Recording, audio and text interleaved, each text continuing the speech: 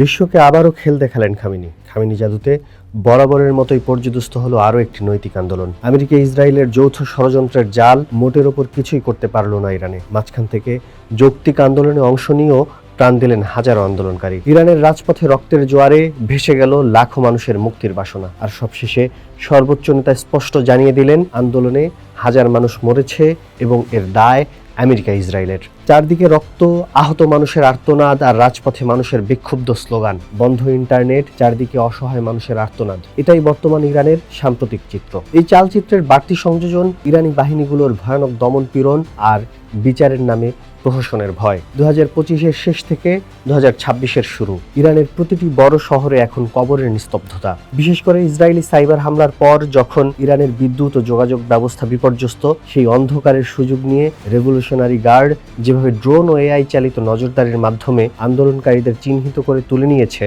তা ইতিহাসের সব বর্বরতাকে হার মানিয়েছে। বার্তা সংস্থা রয়টার্সের সাম্প্রতিক প্রতিবেদন বলছে, ইরানের সাম্প্রতিক তীব্র আন্দোলনে নিরাপত্তা বাহিনীর কঠোর দমনে প্রাণ হারিয়েছে প্রায় 2000-এরও বেশি মানুষ। কিন্তু প্রশ্ন হলো, এত রক্তপাত আর 4 দশকের অভ্যন্তরীণ তীব্র ক্ষোভের পরেও কেন এখনো সদর পেটিকে আছে ইরানের ধর্মতান্ত্রিক শাসন ব্যবস্থা? কেন ফাটল ধরছে না তাদের ক্ষমতার উৎসে? ইরানের ধর্মতান্ত্রিক শাসন ব্যবস্থা বিশ্ব পরাশক্তির কাছে এক চূড়ান্ত বিস্ময়। বিশ্লেষকরা বলছেন, দেশটির ক্ষমতার মূল চাবিকাঠি অনুগত এলিট গার্ডদের হাতে। যতদিন পর্যন্ত ইরানের শীর্ষ নেতাদের মাঝে আদর্শিক ফাটল না ধরবে, ততদিন কেবল রাজপথের আন্দোলন দিয়ে এই তখ্ত উল্টানো কঠিন। এর সাথে যোগ হয়েছে রাশিয়ার কাছ থেকে পাওয়া অত্যাধুনিক এন্টি রায়ট প্রযুক্তি, যা দিয়ে ঘরে বসেই এক একটি বিক্ষোভের উৎস মুহূর্তেই চূর্ণ করে দিচ্ছে তেহরান বর্তমানে এক কঠিন সন্ধিক্ষণে দাঁড়িয়ে। একদিকে জনগণের দাবি, অন্যদিকে বিদেশি ষড়যন্ত্রের ভয়। টিকে থাকার তাগিদে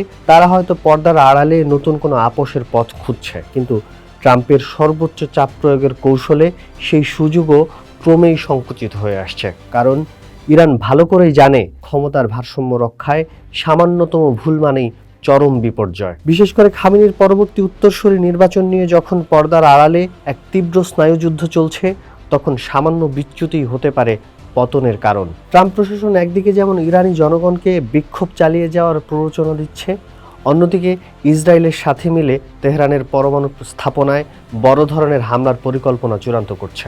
রয়টার্স ইঙ্গিত দিচ্ছে, গত বছর ইসরায়েল ও যুক্তরাষ্ট্রের যৌথ বিমান হামলার পর থেকেই ইরানকে ভেতর থেকে ভেঙে ফেলার এক সুদূর প্রসারী নীল নকশা করেছে আমেরিকা ইসরায়েল। 2026-এর শুরুতেই ইরানের দক্ষিণ সীমান্তে অস্থিরতা এবং কুর্দি অধ্যুষিত অঞ্চলে অস্ত্র সরবরাহের প্রচেষ্টা, যা এই নীল নকশারই অংশ।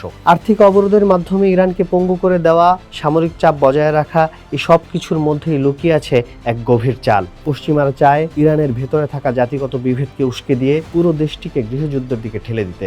ইসরায়েল চায় মধ্যপ্রাচ্য তথা পৃথিবীতে তাদের একমাত্র প্রতিদ্বন্দ্বীকে চিরতরে নিশ্চিহ্ন করতে। আর ট্রাম্প চান রেজিম চেঞ্জ বা শাসন পরিবর্তন, যেন সারা পৃথিবীতে আমেরিকাই হয় শেষ কথা। কিন্তু সব শেষ। ট্রাম্প ইসরায়েলকে বৃদ্ধাঙ্গুলি দেখালেন বুড়ো খামেনি, প্রমাণ করলেন বুড়ো হাড়ের জোর, দেখিয়ে দিলেন দমন করে প্রাণ নিয়ে কি করে টিকে থাকা যায়। ইরানের ইসলামী বিপ্লবের 4 দশকে অনেক নৈতিক আন্দোলন প্রাণ পায়নি কেবল এই পশ্চিমা ষড়যন্ত্র ম্যাজিকে। যখন জনগণের ক্ষোভ আকাশচুম্বী হয়, তখনই বিদেশি হামলার ভয় দেখিয়ে জাতীয়তাবাদ উস্কে দেন খামেনি। সেই হিসাব করলে প্রমাণ হয়, মূলত আমেরিকা ইসরায়েলই টিকিয়ে রাখছে খামেনিকে। তাদের প্রতিটি হুমকি খামেনির জন্য আশীর্বাদ হয়ে আসে।